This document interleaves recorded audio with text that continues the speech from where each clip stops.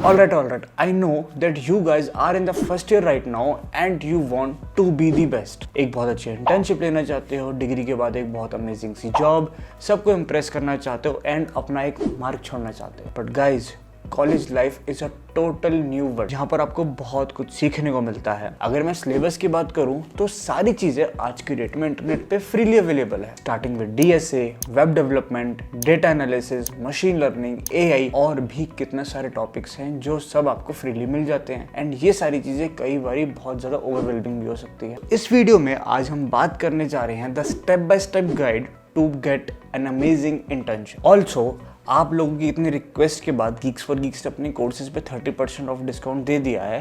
So you guys can access that link from the description. Hello guys, my name is Jugjot Singh. I am a software developer with an experience of 3 years.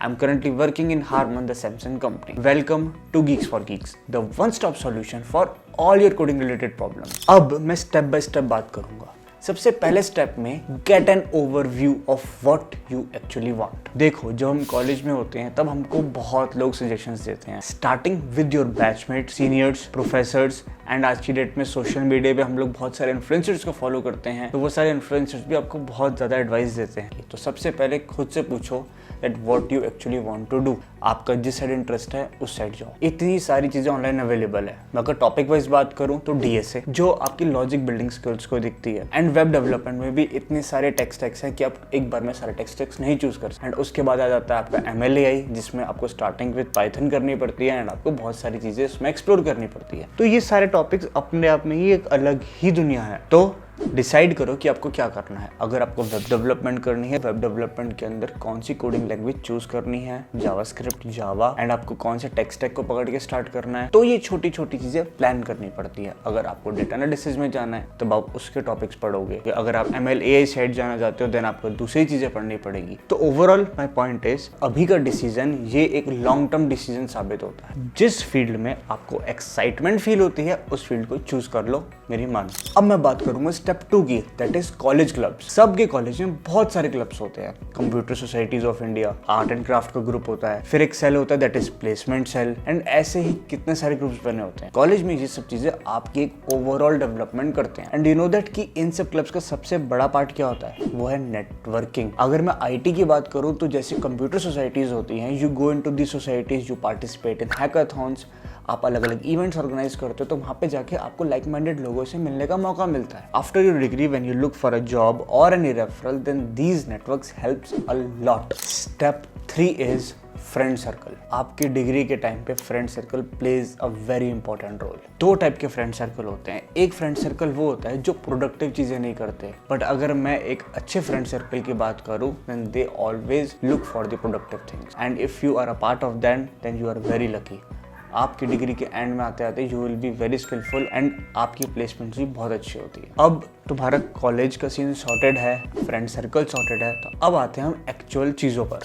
Step 4, the most important step is skill चुनो and उस पर mastery करो. अगर मैं खुद का बताऊं तो मैंने जो अपने डिग्री के स्टार्टिंग में कोडिंग लैंग्वेज चूज़ करी थी, आज मैं उसी पर काम कर रहा हूँ. तो इसका मतलब ये है कि आपको एक कोडिंग लैंग्वेज को चूज़ करना है एंड उस पर मास्टरी करनी है.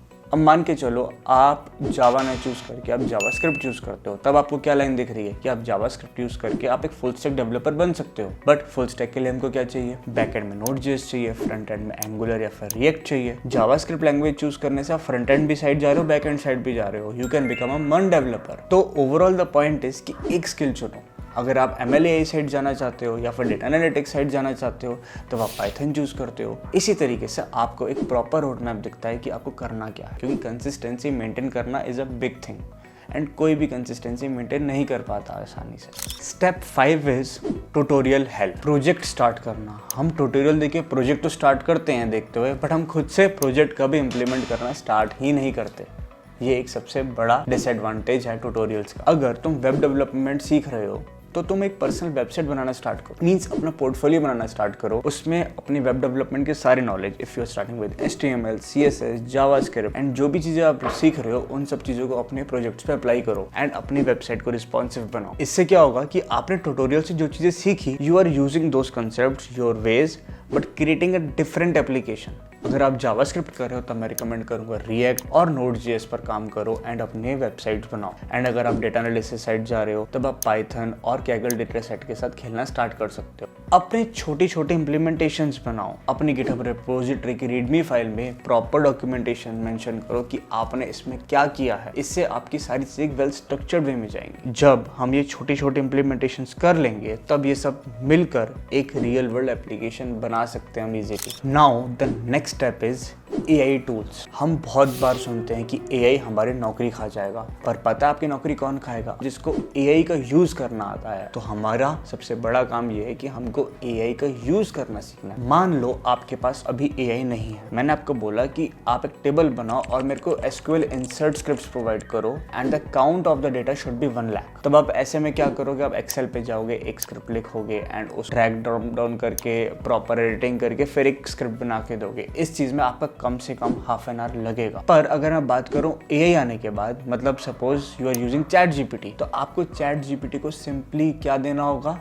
टेबल का फॉर्मेट, कि आपके टेबल में क्या कॉलम से कौन सा कॉलम किस टाइप का है, एंड आप उसको बोलोगे provide me 1 lakh insert queries with some random data for the above table. ChatGPT will take only a few seconds, आपको एक वो डॉक्यूमेंट बना के देगा जिसके अंदर सारे इंसर्ट क्वेरीज होंगी। You just need to download that document, copy everything, paste it and execute. Time में कितना डिफरेंस आ गया? वही काम हम 2 से 3 मिनट में कर सकते हैं AI यूज करके। एंड अगर आप बिगिनर हो एंड आपको नहीं आता तो आपको वही काम 1 घंटा लग सकता है करने। आज की डेट में हमारे पास AI टूल्स जैसे ChatGPT, गिटहब कोपायलट, इन सबको यूज करके आप अपनी प्रोडक्टिविटी बढ़ा सकते हो। पर हाँ, साथ ही के साथ ये भी बोला जाता है कि आपको AI पर कंप्लीटली डिपेंडेंट नहीं होना, क्योंकि आप इंटरव्यू में AI का यूज नहीं करोगे। तो इसके लिए आपको AI का यूज करना है अपनी लर्निंग बढ़ाने के लिए। Step 7 and the most important one is LinkedIn. LinkedIn पे एक प्रोफेशनल समरी लिखें एंड अलॉन्ग विद इट क्या आप आर्टिकल्स शेयर करते हो अबाउट योर टेक्निकल थिंग्स। इससे पता लगता है कि आप लिंक्डइन का कैसा यूज़ कर रहे हो।